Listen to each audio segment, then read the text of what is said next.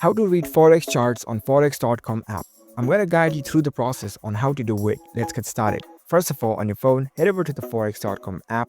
After you're in the app, make sure to log into your account first. Once you are logged in, you'll see this kind of app interface.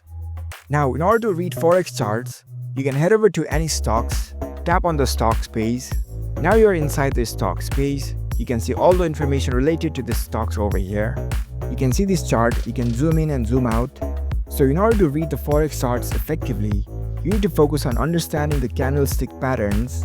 You need to identify trends. There are many trends like uptrends, downtrends, and sideways. And you also need to recognize the support and resistance levels. So Forex charts basically display price movements over time, and by analyzing these movements, traders can make informed decisions about buying or selling the currency pairs. You can view the live updates in this chart. These candlesticks, it represents the price movements over a specific period of time. These long green candlesticks indicate the buying pressure, while the long red candlestick indicate the selling pressure. And uptrends, they are characterized by the higher highs and higher lows, whereas the downtrend, it is categorized by the lower highs and the lower lows. You can see that in the top right corner. So you need to be able to understand all of these. You need to analyze them and make informed decision about buying or selling the stock.